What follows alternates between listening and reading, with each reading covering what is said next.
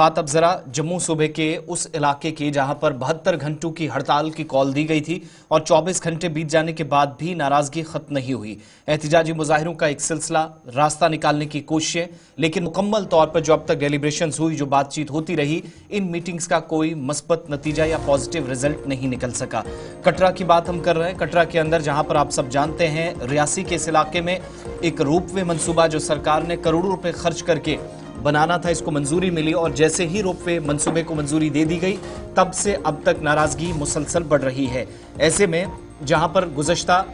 एक हफ्ते के दौरान उतार चढ़ाव हमने देखा, 17 और 18 तारीख को बंद रखा गया, फिर 23 तारीख का वक्त इंतजामिया ने लिया, लेकिन 23 तारीख तक जब बात न बनी तो कटरा के अंदर जो माता वैष्णो देवी श्राइन बोर्ड के साथ काम करने वाले लोग हैं या फिर संघर्ष समिति है जिसकी कॉल पर 72 घंटे की हड़ताल की जा रही है, इन तमाम लोगों ने मिलकर रास्ता निकालने की कोशिश की, लेकिन जिस तरह की सूरत हाल बनी है वहां बर्फ पिघलना बहुत मुश्किल नजर आ रहा है। मंसूबे को खत्म करने या रोकने पर मुसलसल ये तमाम लोग बजिद हैं कि इसको रोका जाए। कई लोगों का रोजगार मुतासिर होगा। पोने वाले, घोड़े वाले, पालकी वाले, दीगर तमाम लोग जो हर तरह से यात्रा को कामयाब बनाते हैं और यहाँ पर सहूलियात फराहम करते हैं, इन सब के बीच में एक डेवलपमेंट ये हुई कि जब गुज़श्ता रोज प्रोटेस्ट का आगाज हुआ तो कई वो लीडरान जो क़यादत कर रहे थे इस एहतजाज की, लाठीचार्ज भी उन पर हुआ और उसके बाद कई लोग पुलिस ने हिरासत में लिए, एक एक करके उनको पुलिस थाने ले गए। अब इनमें से कोई रहा हुआ या नहीं ये तो थोड़ी देर में अपडेट मिलेगा, लेकिन बड़ी बात यह है कि इस एहतजाज के बाद जिन लोगों को पुलिस ने गिरफ्तार किया था उन लोगों की रिहाई का मुतालबा करने के लिए भी रात देर गए। सर्दी के बावजूद भी कई लोग बैठे रहे और दूसरी तरफ ये सूरत हाल जो यात्री मुख्तलिफ हिस्सों से आ रहे हैं, ऑलरेडी बुकिंग हो चुकी हैं, भवन से ऊपर तक उनको पैदल सफर तय करना है, सख्त और इंतहाई मुश्किल दौर से गुजर रहे हैं क्योंकि कोई भी सहूलत हड़ताल के बीच इन यात्रियों के लिए मौजूद है। बहरहाल आज दूसरा दिन है जी एहतजाज का और सिक्योरिटी फोर्सेस ने कल भी फ्लैग मार्च किया था, हल्का सा एहतजाज भी हुआ था, जिस बीच इंतजामिया ने कार्रवाई की, कुछ लोगों को एहतियातन हिरासत में भी लिया गया है। ताहम 250 करोड़ वाले इस रोपवे प्रोजेक्ट को लेकर हुकूमती इदारों और मुजाहिरीन के बीच में लगातार जो है वो तजब्जुब बना हुआ है। याद रखिएगा ताराकोट मार्ग से ऊपर तक ये रास्ता बनाने की बात की जा रही है, रोपवे को लेने की बात की जा रही है, जिसको लेकर जो लोकल संघर्ष समिति है वो लगातार सवाल उठा रही है और वो ये कह रही है कि इससे उनके रोजगार पर असर पड़ेगा। याद रखा, ये भी बड़ी इंपॉर्टेंट बात है कि श्री माता वैष्णो देवी श्राइन बोर्ड ने गुज़श्ता दिनों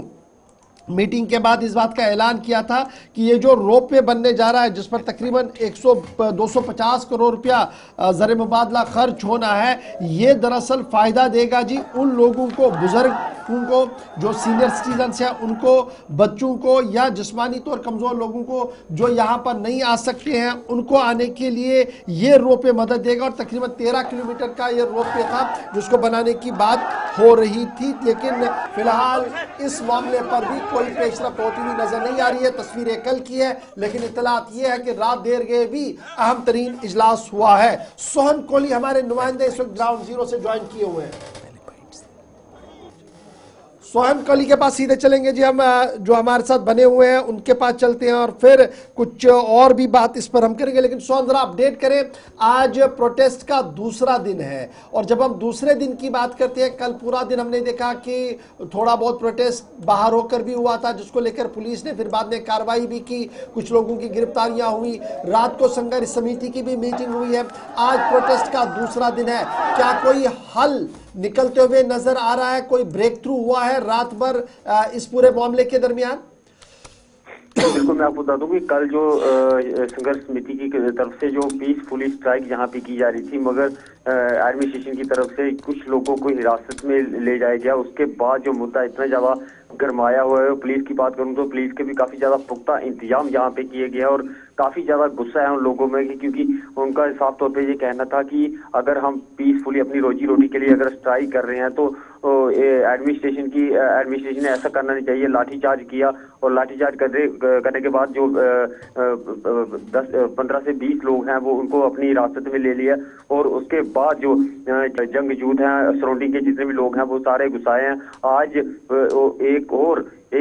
आज दूसरे दिन भी प्रोटेस्ट जारी है। आज भी दुकानें, गाड़ी घोड़ा पिट्ठू सारी बंद करके लोग सारे इकट्ठे हो रहे हैं। इकट्ठे होने के बाद उनका साफ तौर पे ये कहना कि पहले जो हमारे जो लोग हिरासत में लिए उनको छोड़ा जाए, उसके बाद जो है गंडोले का काम किया जाए, काम बंद किया जाए। गंडोले का काम अगर जब तक बंद नहीं होता तब तक हमारी स्ट्राइक जो है जारी रहेगी। अच्छा जी, सोहन कोहली ये बताइएगा, क्योंकि यात्री पूरे देश से आते हैं और ये वो टाइम है जब सबसे ज्यादा यात्री इस वक्त कटरा आते हैं, माता के दरबार में आते हैं और रात गुजारते हैं, और ये 5-6 दिन जो है वो बड़ा पैक जैम रहता है, पूरा कटरा और पूरा भवन पूरा भरा रहता है। जो यात्री आ रहे हैं उन्हें कितनी मुश्किलें उठानी पड़ रही हैं? जी बिल्कुल, मैं आपको बता दूं कि श्रद्धालु जो मां वैष्णो देवी के दर्शन करने के लिए आते हैं इस वक्त, जो कि मैं आपको बता दूं 50 से 60 हजार के करीब श्रद्धालु रोज मां वैष्णो देवी के लिए हाजिरी लगाने जाते हैं। मगर कल जब देखा तो काफी ज्यादा यात्री जो परेशान थे, क्योंकि उनको खाने पीने की दिक्कत आ रही थी, दुकानें सारी बंद थी और कई श्रद्धालु ऐसे थे जो कि बिना दर्शन किए कटरा से वापिस घर की ओर रवाना हो रहे थे, क्योंकि उनका साफ तौर पे ये कहना है कि अगर यहाँ पे कोई माहौल खराब हो गया, अगर एजुकेशन ज्यादा बढ़ गई तो हमारे लिए दिक्कत होगी, क्योंकि छोटे छोटे बच्चे थे, उनके साथ जो छोटे छोटे बच्चे थे उनको दूध चाहिए होता है, खाने पीने की चीजें चाहिए होती, मगर कटरा में सारी दुकानें बंद थी, उसको लेके यात्री जो है काफी ज्यादा परेशान था। तो श्राइन बोर्ड ने कोई यात्रियों के लिए व्यवस्था की कि उन्हें कोई ज्यादा दिक्कत ना हो? नो डाउट कि वो उतना ज्यादा नहीं कर सकते, लेकिन उन तक पहुंचने की कोई कोशिश की, अगर कोई आना चाहता है वो आए, कोई इस तरीके का मुतबादिल कोई दूसरा अरेंजमेंट? जी बिल्कुल, श्राइन बोर्ड की तरफ से मैं बात करूं तो अभी तक वहां पे कोई उनकी तरफ से कोई लंगर की व्यवस्था या कुछ ऐसी व्यवस्था यहाँ पे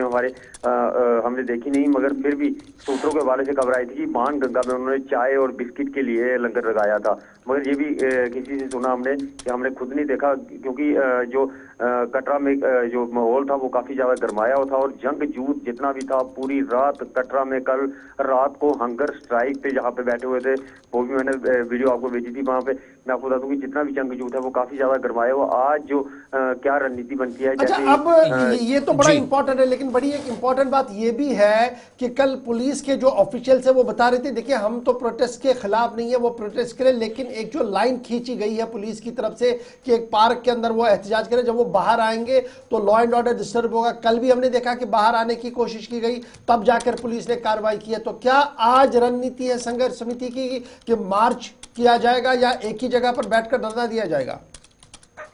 जी बिल्कुल, मैं आपको बता दूं कि संघर्ष समिति की तरफ से उनका साफ तौर पे ये कहना था कि अगर पार्क में ही धरना प्रदर्शन करना है तो इससे बेटर हम अपने घर में बैठे, वो एक आउटसाइड पे पड़ता है, अगर वहां पे बैठे भी रहे तो सरकार को क्या फर्क पड़ता है। इसलिए उन्होंने साफ तौर पे ये कहा था कि अगर हम यहाँ पे जो वैष्णो देवी ट्रैक से होते हुए धरना प्रदर्शन करते हुए मुख्य बस स्टैंड तक जाएंगे, पीसफुली स्ट्राइक करेंगे, इसमें कोई भी किसी तरह का नुकसान नहीं होगा। मगर उसके बावजूद भी जब वहां पे शालीमार गार्डन में जब जहाँ पे सारे लोग इकट्ठे होते हैं, वहां पे इकट्ठे हो रहे थे, पुलिस ने वहां पे आके लाठीचार्ज कर दी और उनको जो मेन लीड करने वाले थे संघर्ष समिति, उनको हिरासत में भी लिया गया। अच्छा, इस डेडलॉक को खत्म करने के लिए अभी तो 48 घंटे या इससे कम समय हमारे पास बचा हुआ, जब हम देखेंगे नेक्स्ट कोई डेवलपमेंट होगी या फर्दर कोई अनाउंसमेंट होगी, क्या कांटेक्ट करने की कोशिश हुई कंसर्न अथॉरिटी की तरफ से, संबंधित लोगों की तरफ से, कि कम से कम 72 घंटे से पहले हड़ताल समाप्त हो? और दूसरा बड़ा चैलेंज, यात्री भी साथ साथ चल रहे हैं, यात्रा हॉल्ट ना हो, बड़ी सारी चीजें देखनी है, पॉसिबल क्या है, क्या होगा 48 घंटों के बाद? जी बिल्कुल, मैं आपको बता दूं कि कल पहला दिन था, आज दूसरा दिन है, अभी तक कोई ऐसा कोई सामने नहीं आया है जो कि संघर्ष समिति से बात कर सके और इसका हल निकल सके, ताकि नया साल है, श्रद्धालु जो है मां वैष्णो देवी के लिए दर्शन करने के लिए यहाँ पहुंचे और श्रद्धालु को कोई दिक्कत का सामना ना करना पड़े। मगर अभी तक कल हमने देखा था कि श्रद्धालु जो मां वैष्णो देवी के दर्शन करने के लिए जैसे ही कटरा पहुंच रहे थे वैसे ही वापिस अपनी तैयारी कर रहे थे, क्योंकि यहाँ पे देख रहे थे सब बंद था, काफी ज्यादा दिक्कतों का सामना यात्रियों को करना पड़ रहा था और काफी ज्यादा मुद्दा करवाया था। अगर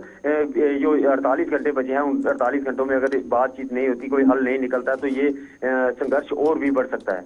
बहुत शुक्रिया सोहन, आप बने रहिएगा, दिन में दोबारा आपके पास लौटेंगे, अपडेट लेंगे कि यात्री क्या कुछ कह रहे हैं, यात्रियों से भी जरा बात करने की कोशिश करें। और फिलहाल